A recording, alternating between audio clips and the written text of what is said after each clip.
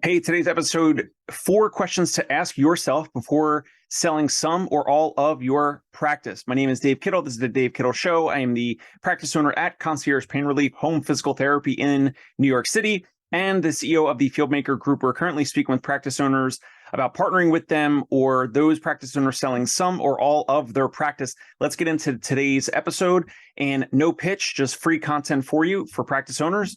So the 4 questions to ask yourself before selling some or all of your practice, or in some cases, 4 questions to ask yourself before exiting. There's a little bit of semantics there, but we're going to get into it. Number 1, are you emotionally ready to sell your practice?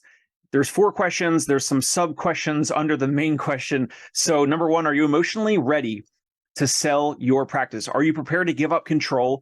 Are you prepared to give up the reins? Changing control can certainly be a challenge for many practice owners who have led this organization. You've grown this practice for 10, 15, 20, maybe 30 years. It really depends on your situation. There should definitely be some reflection in regards to changing control. And if you're staying in the practice, you'll have to really trust those potential buyers, whether it's us or some other organization. There's a lot of communication that needs to be taking place up front so you know what you're getting into, because then a new buyer is going to come in and want to change things, maybe slightly in the beginning, but over time, there definitely will be some change. All of that should be laid out up front, communication, so that you understand what types of goals and ideas or changes that those new buyers might be implementing. Are you burnt out? Now, there's many folks that'll say if you're burnt out, it might not be the best time to sell, but in some cases, we do speak with practice owners that are just looking to get out of the quote unquote the rat race, or get away from insurance reimbursement and insurance headaches and things like that, or billing headaches, whatever it might be. It's usually less headaches around staff, in physical therapy and in healthcare. Of course, there's always stressors and there's challenges, but there's usually more headaches and frustration around billing and insurance and paperwork and admin, and less about the people, less about the team. You guys understand that, of course. So are you burnt out? Do you have fear of missing out on this buying environment potentially? Right now, there's many, many buyers in the marketplace, including us. There's others that are corporates, that are big chains that are buying practices as well. How much longer will these buyers be acquiring? Will it last forever? I don't think it's going to last forever. So if you're a practice owner, depending on your size of your practice, your age, your timeline, your goals of what you're looking to do outside of all of this, how much longer are these buyers going to be buying, and at this rate of acquiring new, clinics, consistent clinics that have been in existence for, again, 10, 20, 30 years? It may not last forever, and I don't think it will. If there's a downturn in the economy moving forward, that certainly will minimize the amount of spending. It'll minimize the amount of buyers in the market. So this may be a good window for you as a practice owner to consider. If you're listening to this type of a show, if you're listening to this type of content, it's probably a good time for you. But there is typically a window, and again, it probably won't last forever. All right. Another thing, have you considered when you might tell your directors, your managers, your leadership team? Also, when might you be telling your staff? And how do you think they're going to take it? There's other conversations on this show and elsewhere. We've interviewed other practice owners on when they've told their staff, when they told their management team, their leadership team, their directors, et cetera. It's important to have them part of this situation, part of the conversation. Maybe later, as you get closer to completing a deal with us or with another buyer.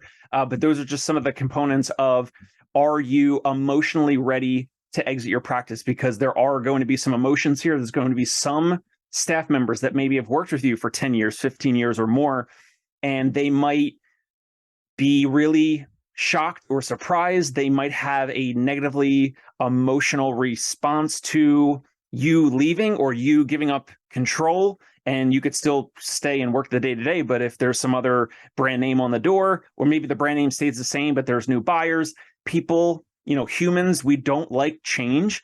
And so this will be a very delicate situation. So again, that's just like a subset under number 1. Are you emotionally ready to sell your practice? All right. Number two is it time in your private practice ownership? Is your time in private practice ownership over with? Number 2, is your time in private practice ownership over with? It may or may not. It depends on your situation. So you may if you're sitting back, you're reflecting on your career, your practice, all of this, you may have accomplished a lot of your personal goals or business goals that you originally set out to, or maybe you exceeded your wildest vision of your goals of when you originally just started and you wanted to kind of just, start your, put your shingle out and start your private practice. And you probably have surpassed a lot of those personal goals and business goals and grew a practice larger than you ever thought it would be. So are you at the point where you're thinking that time is over? Is this stage in your life over with?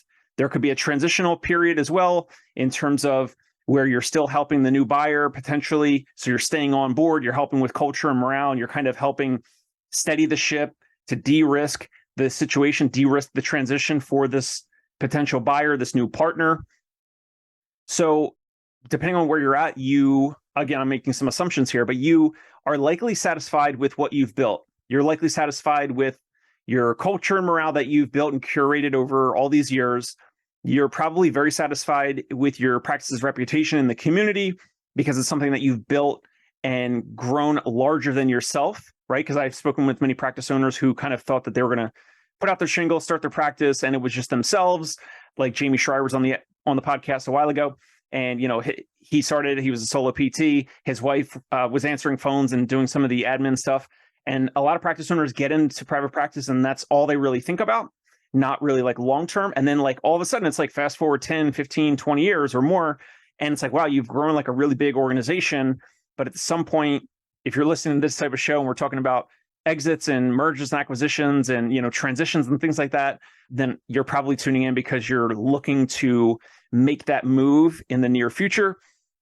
Next thing, so if you are satisfied with those things, and if so, then you may be ready to exit and you may be ready to sell some or all of your practice. Number 3, are you financially prepared to exit? So this is just full disclosure. I'm a private practice owner as well. And I'm a physical therapist and I'm an entrepreneur, but I'm not a wealth advisor. I'm not a financial advisor. So number 3, are you financially prepared to exit? This is just to throw it out to you. This is not my area of expertise. So definitely consult with a financial advisor. They can help you. They need to understand your situation, your finances, et cetera, how much you need to live on comfortably, all of that. And that type of a professional could help you measure and understand how much you might need to live on comfortably for X amount of years, or the interest that you'll be making off of the lump sum that you get for your practice. Maybe that the amount of interest that you get per year for those dollars in an investment account or whatever, real estate, whatever, you take that money, you sell your practice, you sell some or all of it, you get a lump sum, but then you have to put it somewhere, right? That's not my area of expertise. Talk to a financial advisor. They might have, put it in Vanguard, put it in stocks, you buy real estate, whatever it is. Maybe you invest in other businesses, you invest in physical therapy businesses, who knows? But that individual, that professional can help you understand what do you need to cover all of your day-to-day and monthly expenses, rent or mortgage and car payments and gym memberships and travel, domestic travel. You'll probably want to travel internationally or domestically, spend more time with your kids, grandkids, et cetera. The next component is your asking price realistic and based off of your practice's annual profits.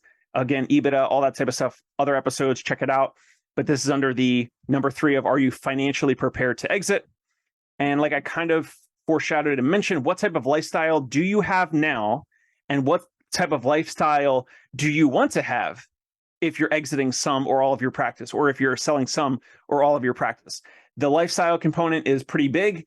It's, I think, fairly obvious, but it's like you should probably understand how many thousands of dollars you need to comfortably live per month. And then if you're going to be traveling, that's got, airfare and accommodations and all that. So you need to have that extra amount of money stowed away for those trips or plans or any other thing, other investments, whatever it might be. Again, talk to a financial advisor, talk to your accountant, your lawyer, your CPA, et cetera. And number 4, will this exit be exactly how I want my life to look like? So number 4, will this exit or will this sale be exactly how I want my life to look like? So knowing your concerns, if you have concerns about money, your financial position, your resources, knowing your common household finances, all that should be covered, all that should be taken care of, right? And then with the clinical component, will you still be treating patients? And if you're not treating patients right now, then you're probably not going to continue to treat patients, but are you going to continue to go into the office and manage and lead the day-to-day? For example, we interviewed Bob Babb on the podcast here, and he sold 11 locations to Ivy Rehab. This was in 2019 before COVID. And he continued so he exited the business, but he continued to go into the office for the next 2 years. This was through COVID. You can listen to the episode. That was, I think, his preference and maybe the way they structure things, but he did not have any hold clause. Like he could have just walked out at any point, but I think he wanted to really help stabilize things because it was during COVID when he was working the last 2 years and managing and going into the office at the same time every day that he had been. So all those things should be factored into, will this exit or will this sale be exactly how you want your life to look like? And we've spoken to many practice owners, for example, some of them are looking to travel more. They're looking to spend more time with their children or grandchildren. Some of the practice owners, their children or their family they're kind of spread out all over the US. So they're going to be, flying more. They're going to be traveling more. They're going to be spending more days and weeks elsewhere in other states, et cetera. So all those things should be reflected on, taken into account in regards to your situation. And can you afford it? Can it make sense? And how will that look like? And again, with your role. So will you be transitioning to more of a leadership role? If you're treating patients right now, and maybe you're trying to get out of patient care and you're exiting some or all of your practice, will it be more of a leadership role, which then could be some in-person stuff potentially, and also maybe some remote, Zoom calls, et cetera, with managers, directors, leadership team, et cetera? Will you be exiting the practice completely?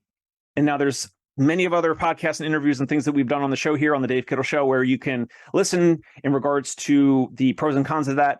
And there's going to be many buyers now in the market that want the practice owner to stay on and help with the transition. At the very least, 6 months is fairly common from what we're seeing and hearing.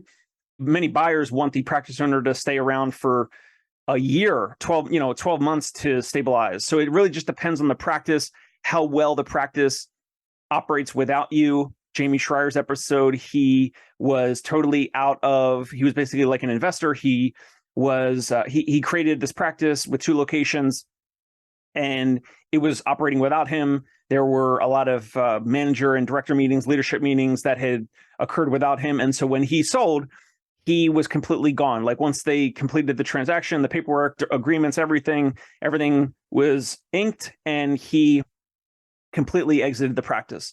However, if you're still involved with the practice in regards to either patient care or leadership roles, managing, et cetera, that'll factor into how this exit will factor into your life and what you want your transitional life and transitional period to look like. Anything else? Let's see. So what will you be doing on a daily basis? So again, it depends on your situation, but it's partly your goals. Like, what do you want to be doing? You got to think of you can't just sit on the couch and watch Netflix day after day. You got to do something productive or some component. Just reflect on it. Just think about what do you want to be doing? Obviously, you're not going to be just sitting on your couch day after day. I think it's going to get pretty boring and stale pretty quickly. So just think about what you will be doing, whether it's other projects, other investments, maybe it's real estate, maybe it's investing in any other type of alternative investments or things where you can, consider it a project or a side hustle or whatever it might be, something that you would find to be fun, but still, your creative juices going, things like that. I think that's partly why you see a lot of practice owners that have exited their practice and then they end up becoming business coaches. So mentioned Jamie Schreier, there's Sturdy McKee, there's Jerry Durham in a way, Sean Kirk, and Chad Madden recently exited his practice. He's not exactly a coach, but there's a lot of practice owners that have exited their practices, they've sold, and then now they do coaching. Steve Anderson from Therapeutic Associates, the list goes on and on. Of course, you'll have more time and freedom to travel and spend with family. But again, just a quick recap, that was number 4.